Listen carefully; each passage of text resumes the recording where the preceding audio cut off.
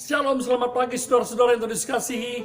Apa kabar saudara pada pagi hari ini? Doa saya Tuhan memberkati saudara dan penuh dengan sukacita dan terus berpengharapan kepada Tuhan. Saudara, kata orang, gosip itu berasal dari kependekan kata digosok makin sip. Nah, saya nggak tahu benar atau tidaknya kalimat itu, kata itu. Tapi memang betul saudaraku, kalau kita menggosipkan orang lain, rasanya enak ya. Oh, senang sekali. Apa saja tentang orang tersebut bisa kemudian kita kuliti. Dan betapa besar kesalahan yang kemudian kita dapatkan. Apalagi kalau kita bersama dengan 3, 4, atau 5 orang. Makin banyak informasi-informasi yang kita dapatkan. Padahal kadang-kadang yang kita bicarakan hanya satu persoalan, saudaraku. Itu sebabnya kata orang Betawi begini, saudara. Titip uang bisa kurang, titip omongan bisa lebih. Sekali lagi saya katakan, titip uang bisa kurang, titip omongan bisa lebih. Ya, itu yang terjadi. Jika ada sesuatu yang terjadi pada seseorang, lalu kita bicara pada yang lain dan kita bilang, jangan kasih tahu siapa-siapa ya, ini rahasia loh, dia sendiri ngomong sama saya, tapi tolong jangan kasih tahu. Atau bahkan dalam konteks gereja persekutuan, oh luar biasa saudaraku. Begini, ada orang yang sharing, lalu kemudian kita katakan, kesian loh dia tadi datang ke saya dan cerita masalah rumah tangganya. Kita perlu tolong dia loh. Kita perlu dukung dia dalam doa. Padahal orang yang tadi sharing berkata, tolong jangan kasih tahu siapa-siapa ya.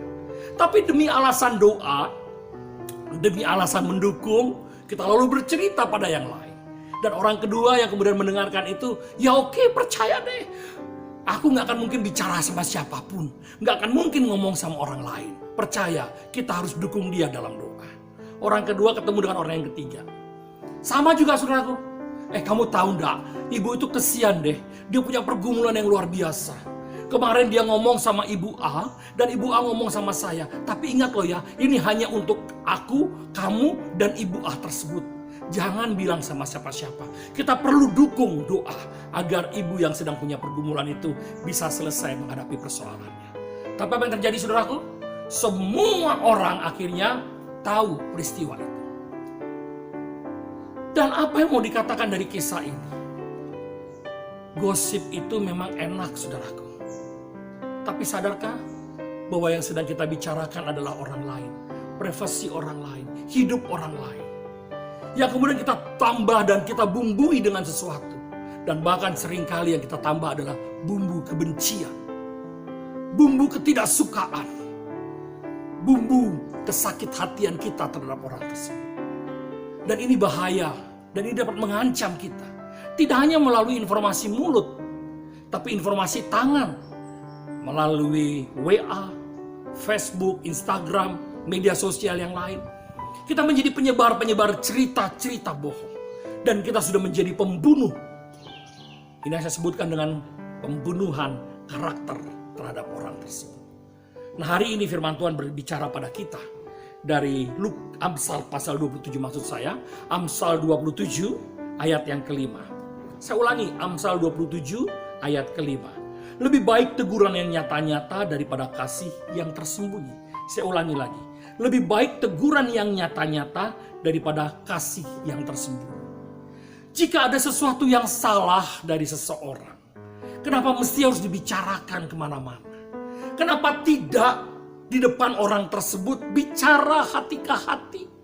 Bicara 4 mata. Dan ngomong apa adanya dalam penuh kasih dan kebijakan. Jangan kemudian menyebarkan kemana-mana dan menceritakan kemana-mana. Kasihan orang tersebut, saudara. Apapun alasannya, jika ia sharing dengan dirimu, cukup dirimu saja yang tahu. Dan tidak perlu bicara pada yang lain. Atau memang jika itu penting dibahas dalam lingkungan tertentu, cari orang yang dapat Anda percaya untuk bercerita. Tapi paling penting firman Tuhan ini. Lebih baik teguran yang nyata-nyata daripada kasih yang sembunyi-sembunyi. Munafik. Jangan jadi seperti orang-orang seperti ini, saudara. Kelihatan di depan baik, kelihatan ketemu dengan orang tersebut penuh dengan senyum, tangan yang berjabat bahkan cipika-cipiki. Tapi kita sedang menyimpan kebencian, sakit hati, dan kekecewaan. Bahkan yang tidak jelas itu berhubungan dengan kita. Karena orang lain ngomong kita dengar, lalu kita memberikan stigma terhadap orang tersebut. Hari ini mari kita bertobat bersama, saudara. Untuk jangan jadi orang yang ngomong di belakang. Jangan jadi penggosip-penggosip, termasuk penggosip-penggosip rohani. Hari ini firman Tuhan mengatakan pada kita, lebih baik teguran yang nyata-nyata daripada kasih yang tersembunyi. Mari kita menjadi pelaku-pelaku firman Tuhan untuk menunjukkan kasih kita pada sesama dengan apa adanya. Mari kita bicara dari hati ke hati dengan kearifan dan kebijakan serta hikmat Tuhan. Tuhan memberkati saudara dan menolong saudara bersama, dan sama-sama kita menjadi pelaku-pelaku firman Tuhan. Tuhan memberkati saudara, damai sejahtera Allah bersama dengan hidup saudara. Amin.